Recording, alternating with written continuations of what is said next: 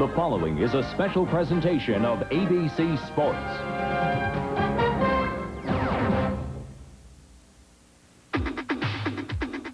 Motor racing is a sport like no other. It requires much from its athletes. A gentle quickness to control the raging power. Strength to fight the forces of speed. Eyesight to reveal the dangers that lie hundreds of yards ahead, yet only seconds away. Concentration that, if broken, results in disaster. And courage to accept the rough and dangerous road of racing with an almost casual air. It is a long, painful road from novice to master. Only the few with the greatest desire and determination survive. Fewer still ever wear the crown of a champion. Today, it's a meeting of the best. Champions all, in equally prepared cars, the mechanical factors eliminated, and only the driver remains. 12 of the finest now pit their skills against each other in the International Race of Champions. In today's lineup, Jack Baldwin, representing road racing, finished 8th in IROC last year. He was 92 Trans Am champ. Jeff Brabham is a road racer in his 6th IROC. 4 times he was the IMSA GT champion. Dale Earnhardt is pure stock car. The champ of IROC 14 is the reigning and 6-time Winston Cup champ. Dale Jarrett represents NASCAR. He's a rookie to IROC, but he took last year's Daytona 500. Tom Kendall is a road racer with 3 GTU championships and the 1990 Trans Am crown to his credit. The first ever representative of sprint cars, Steve Kinzer, the greatest sprint car driver ever with 13 titles. Mark Martin from Winston Cup is in his 3rd IROC. He's never finished lower than 4th. 4 times he was ASA champion. Kyle Petty is an IROC rookie, but racing is in his blood with 3 generations of stock car wins. Road racer Scott Sharp is in his 2nd reign as Trans Am champion. Now he's an IndyCar driver, but he's an IROC rookie. Danny Sullivan was the 85 Indy 500 champ, the 88 IndyCar champion. Now he's making the change to stock cars. Al Unser Jr. is a 2-time IROC champion. He makes a living in the IndyCars, but he loves fighting with the stock car boys. And Rusty Wallace scored 3 wins to take IROC 15. He was the 1989 Winston Cup champion. 12 of the best the sport has to offer, ready to race in the International Race of Champions.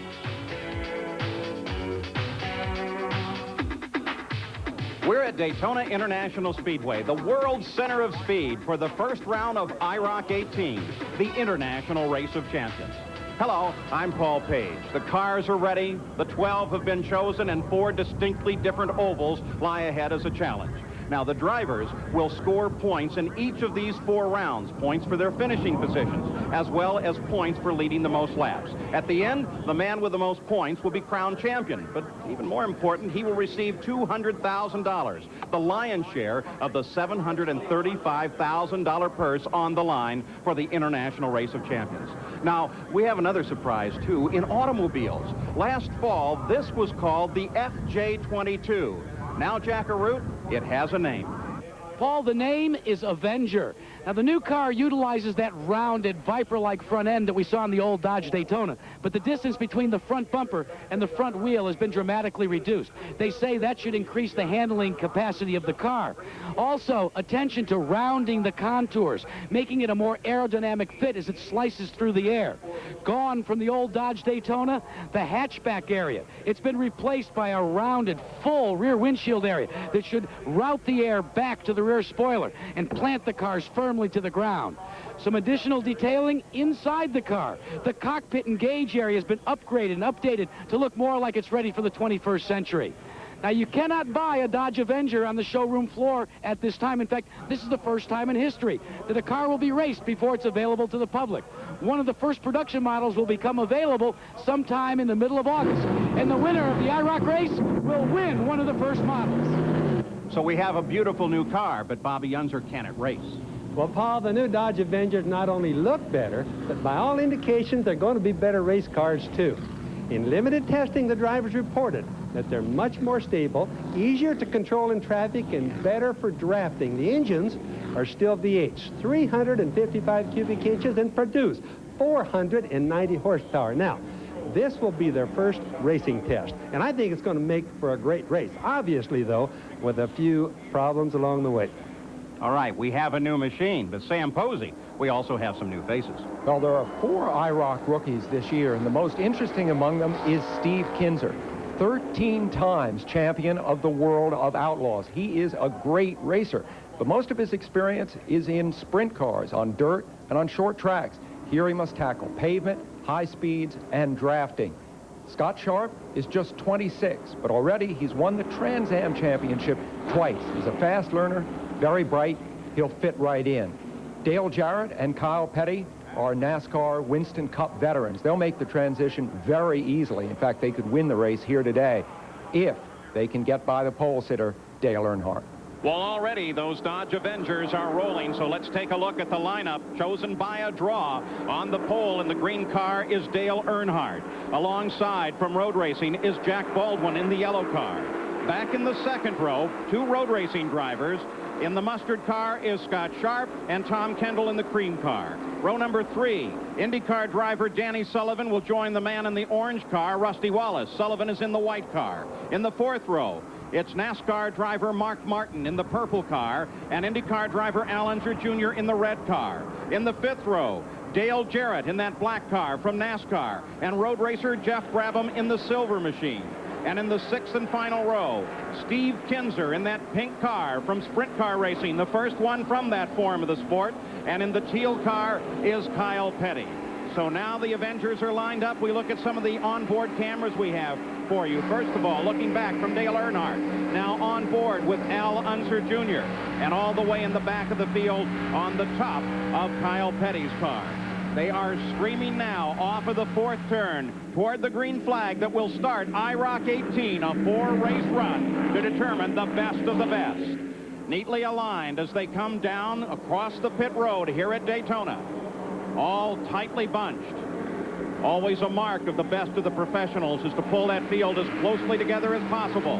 Earnhardt on the pole. The green flag comes out.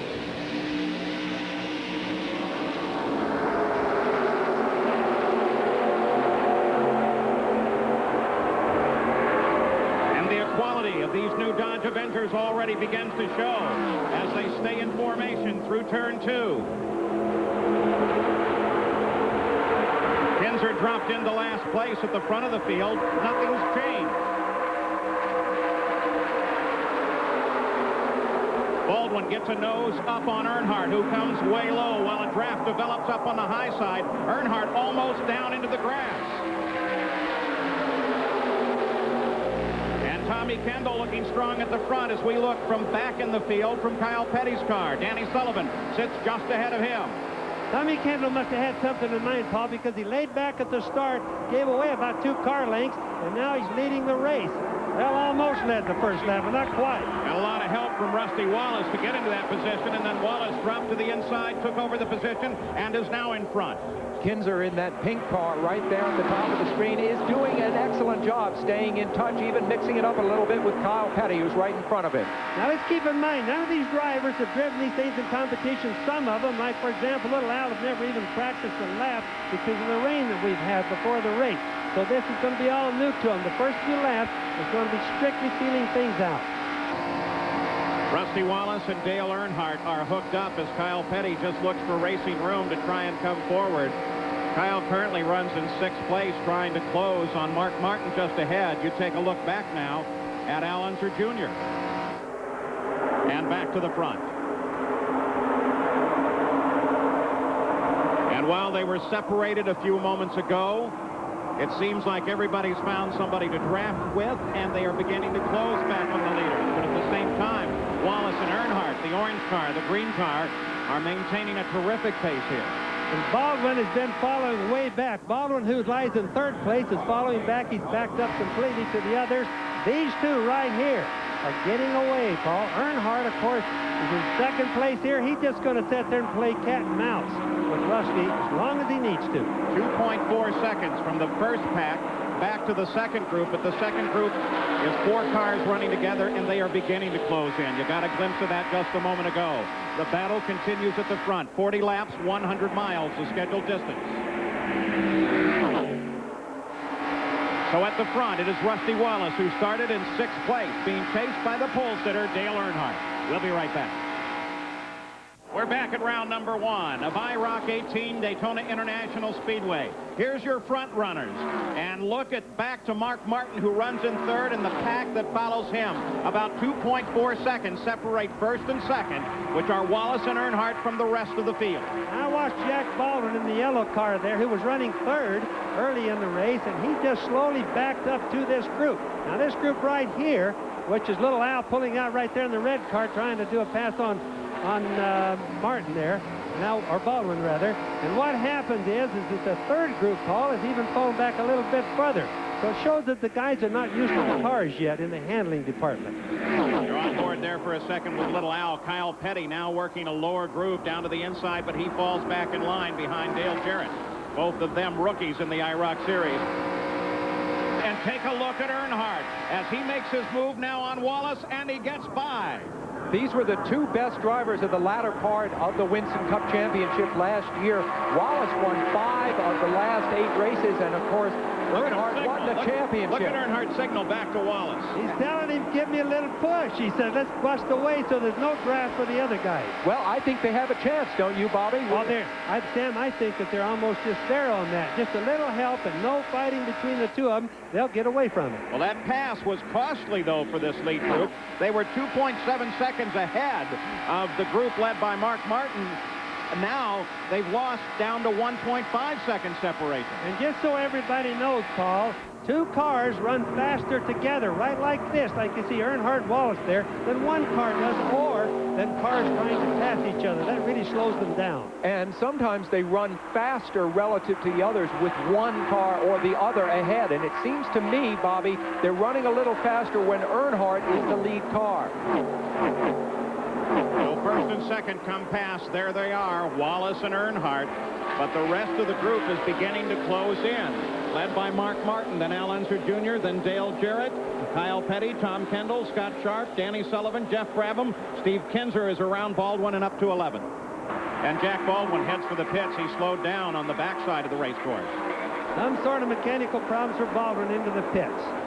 Look at Mark Martin as he comes to the inside. Al Unser Jr. is there. And if we're going to talk about how well they handle, there's the example. They came from a 2.7 second deficit, and Mark Martin comes to the front. Boy, those cameras that swing around just absolutely show you what the drivers are doing, how the cars are handling, and where you are on the track, all at the same time. Well, Earnhardt and Wallace did everything they could to use each other to advantage and to stay out front. They were cooperating to the extent that it's possible in this form of racing, and they were still caught.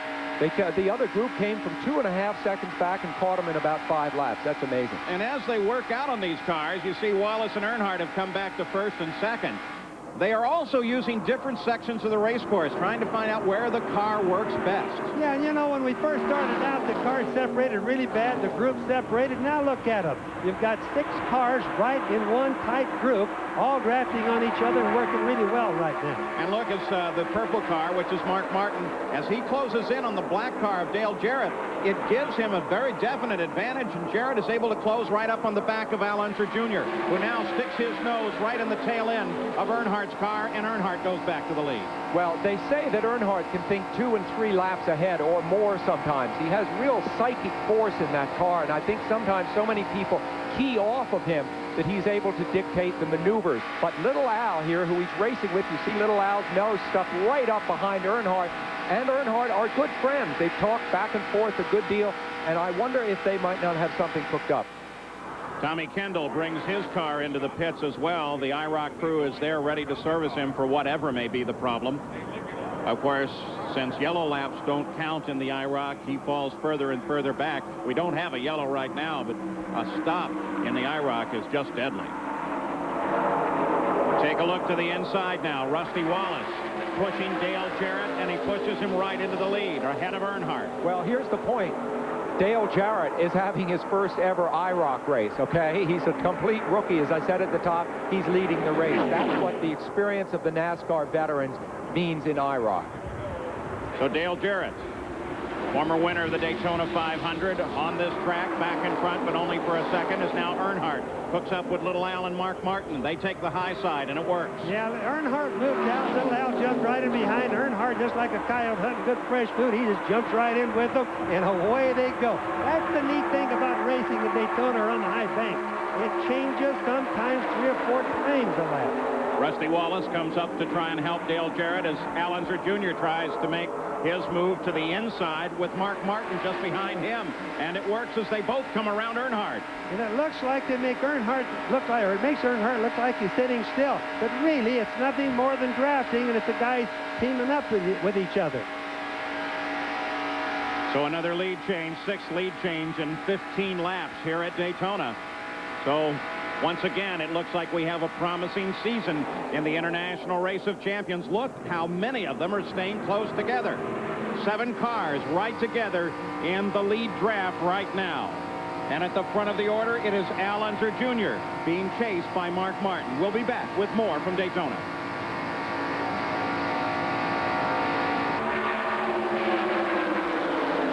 At Daytona as Mark Martin makes his move on Al Unser Jr. Earnhardt to the inside, but he can't get past.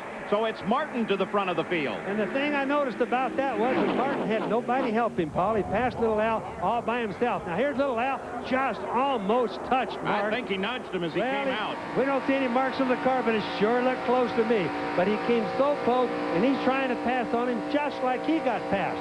Doesn't look like it worked, though. Al Unser Jr. poked the nose low for a second. That groove didn't work. He's back running high. That's Dale Jarrett in the black car sitting down inside of Earnhardt, then Rusty Wallace, then Kyle Petty. Mark Martin's in the purple car, the one leading. Al Unser Jr. tries inside now. But you notice he doesn't get any help. Earnhardt, on the other hand, should have gotten behind Little Al. He would have pushed him right on back by Martin. Now let's see what happens. Rusty is teaming up with Little Al now. If you follow this close, you can really see how their game plans and how their thinking is going.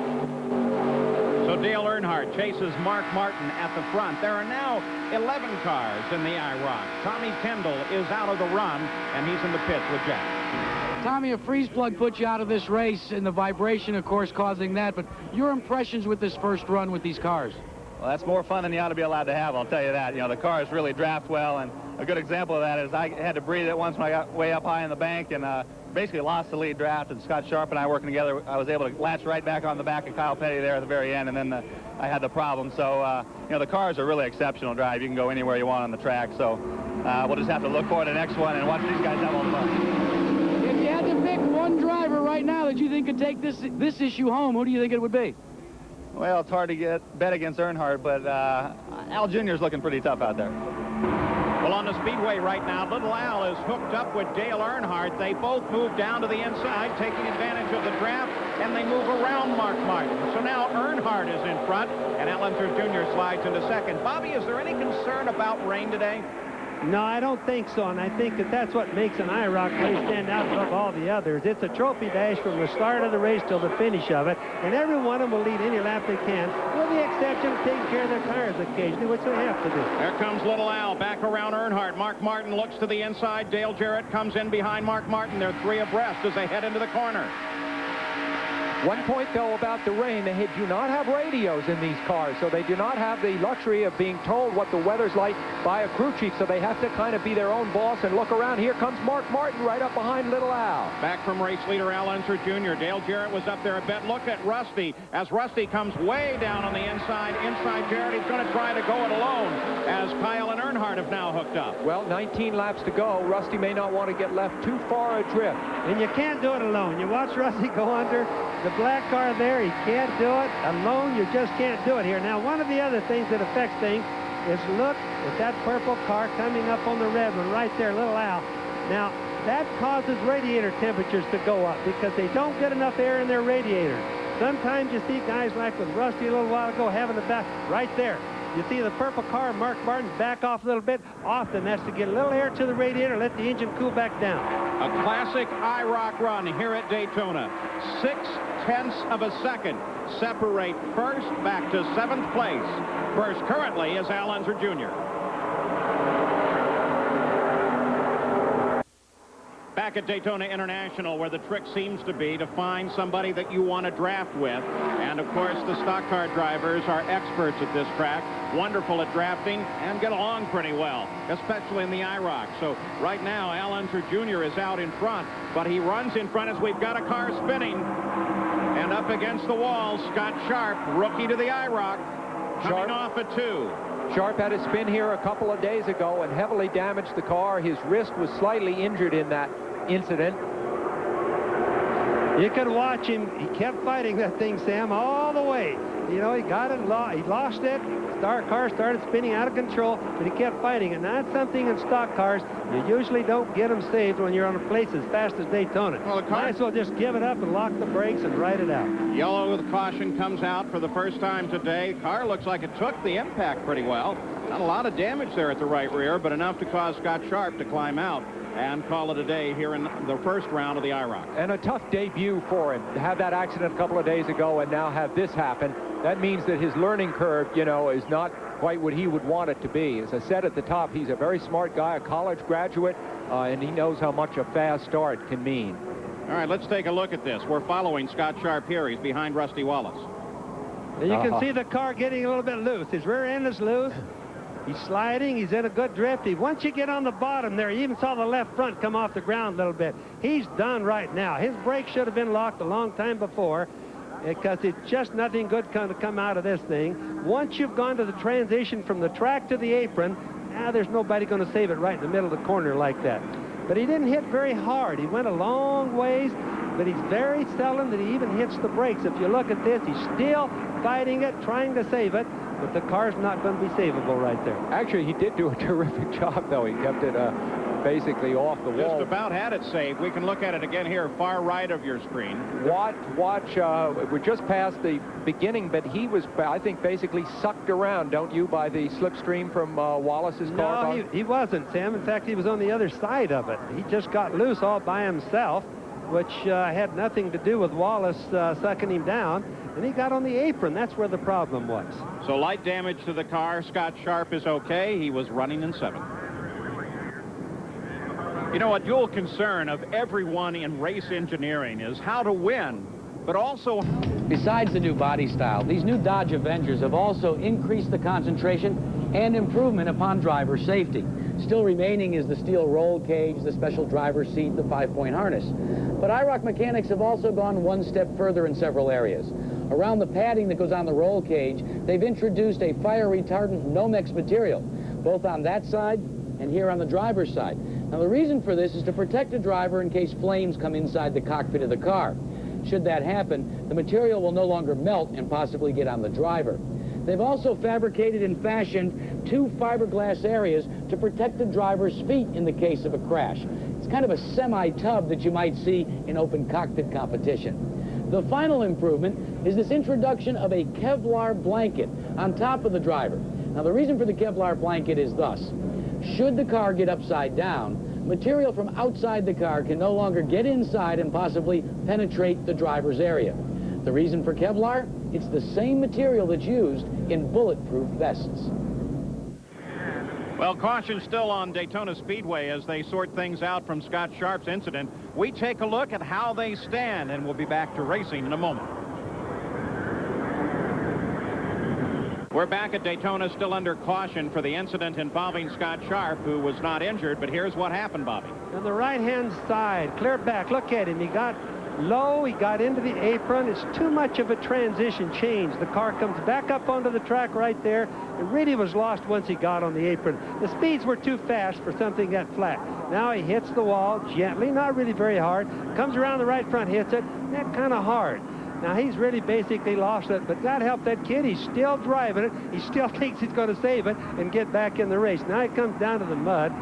This is where all the muddy stuff happens. The ever-eloquent Bobby Unser. Well, we're still under caution here. Scott Sharp is okay and has made it back to the pits where he's now with Jack. Well, Scott, first of all, it's good to see that you're okay, but what do you think happened?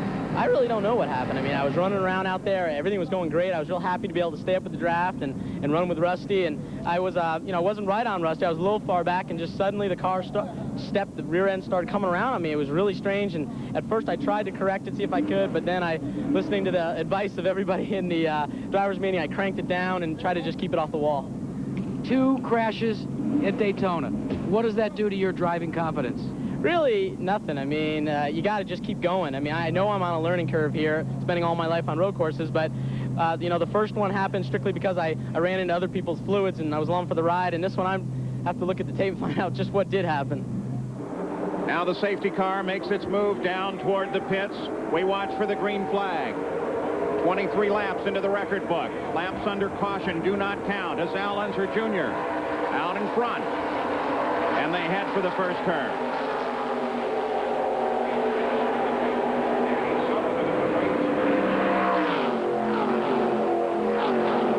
Jr. and Mark Martin begin to pull away. Earnhardt in third. Now, they got a good jump on the other guys. Mark Martin, of course, and little Al. Hey, they're long-time race drivers. The guy that I don't understand why he didn't keep up with him was Earnhardt, the guy that's running third. But look at Mark. He's right tucked up under little Al.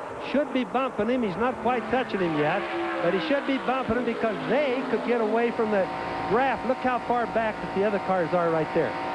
Well, if the question is, why isn't there any bump drafting, part of the answer has to be the change in configuration from the Dodge Daytonas. But in the pits, Jack Arute has more.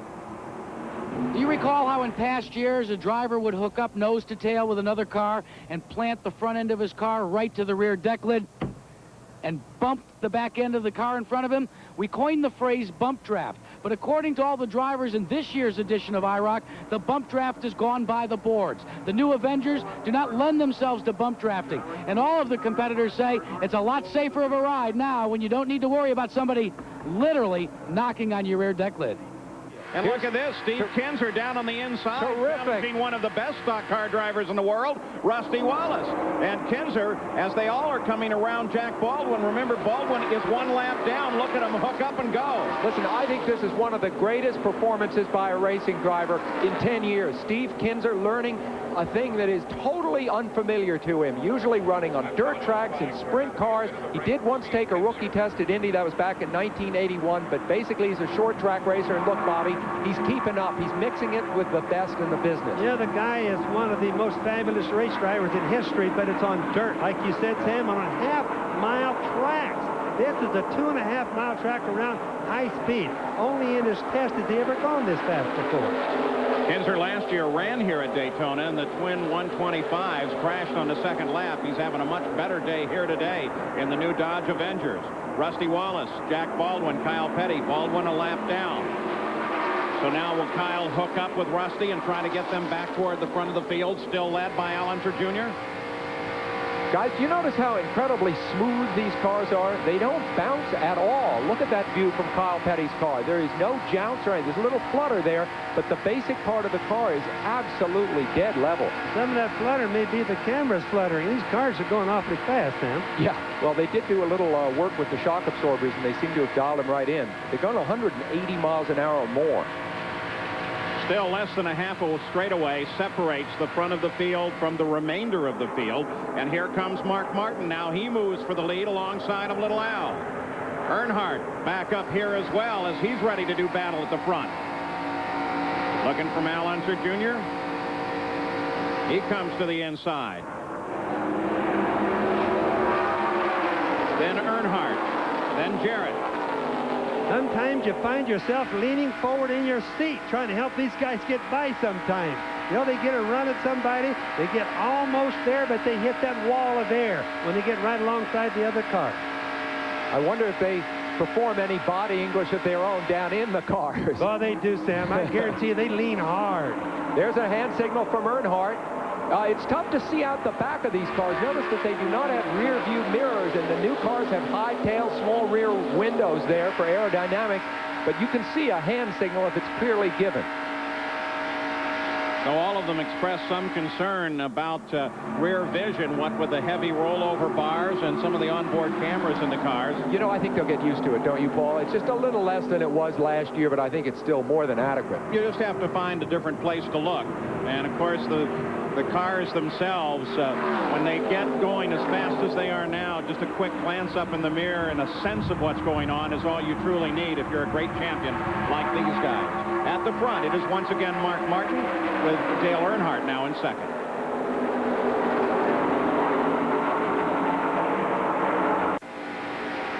At Daytona International, IROC 18, Dale Jarrett moves to the front inside Mark Martin. It's the NASCAR boys and Al Unser Jr. that are dominating at the front of this field. Little Al down there in the red car. Now he's been shoved out to the outside, and that might be very costly because it's Winston Cup drivers Jarrett, then Martin, then Earnhardt, then Rusty Wallace, then Kyle Petty. Look how far back little Al went. He really thought he had a team thing going there. He stayed to the left. Everybody closed in to the right side of him, and look how far back he went. Baldwin in that yellow car on the right of the screen, remember, is a lap down. Not a factor here to win, but very much part of the mix of what happens as we approach the last laps.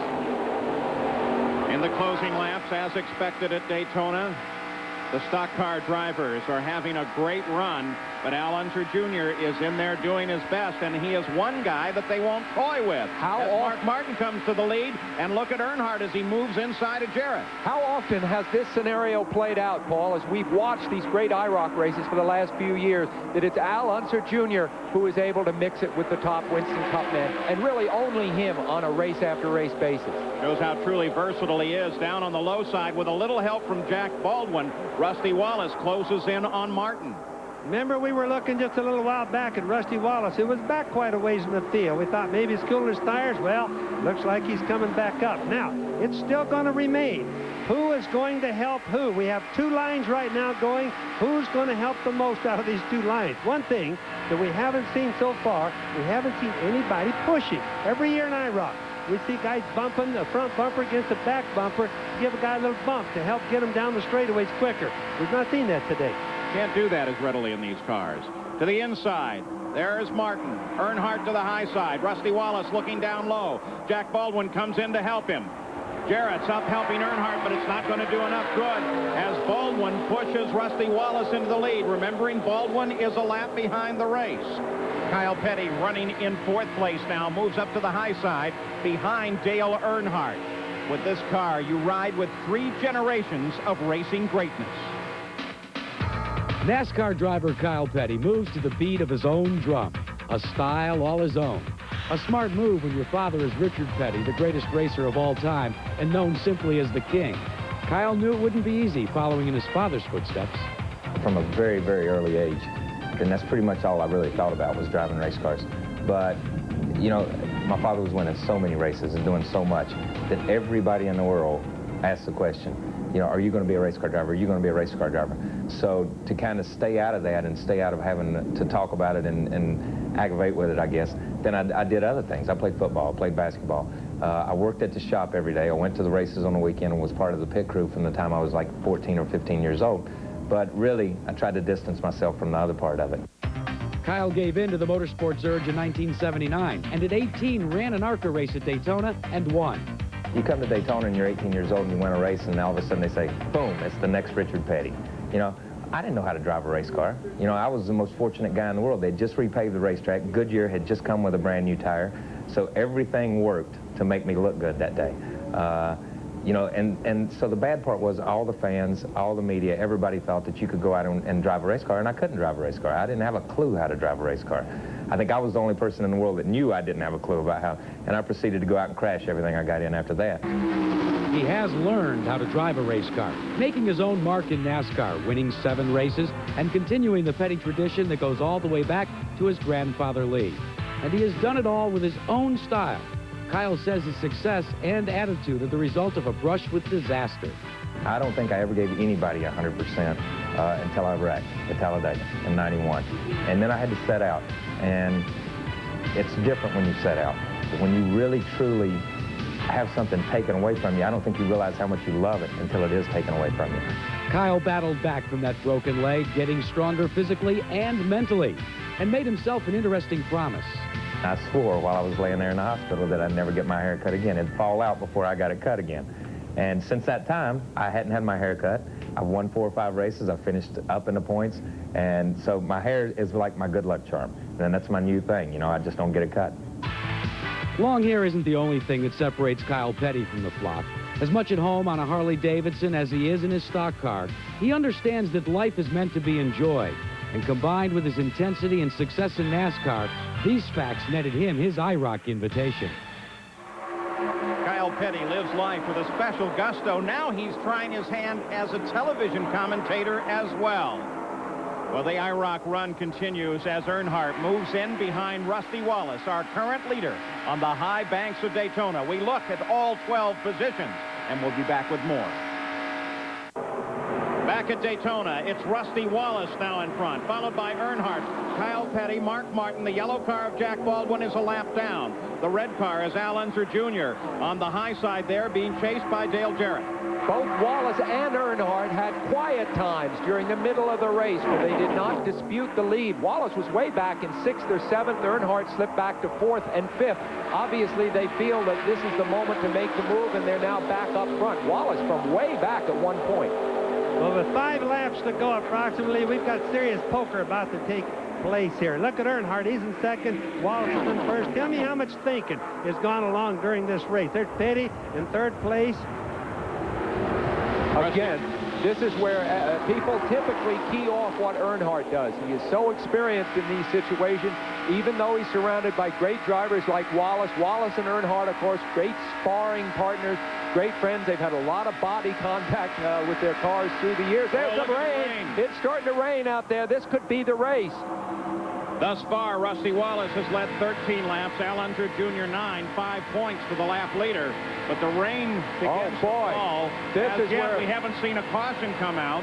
The observers all around the track report to the flagman, to the control, and so far none. Remember, a little bit of rain doesn't really hurt anything because of the high banks. You can see how steep the turns are. So a little bit of rain, they can go just as fast as they can when it's dry. It's when it really starts getting wet that they have to throw the caution flag. And Daytona, typical of any beach tropical area, you could have a little bit of rain in one section of the race course, and then instantly it goes away and dries out. Well, it's a big course, 2.5 miles around. It takes in a lot of geography. You notice they haven't thrown the yellow flag yet. That means a little bit of rain to the official is still nothing. And these guys are racing just as hard now as they did the first lap. But there is this imponderable suddenly, though, Bobby, that it may not run the full distance. It might be a lap or two short. I predict the rain, Sam. I think they're going to go right to the checkered flag. And the hardest guy running better win this race. It's a close one. They'll be coming up with just 2 laps to go.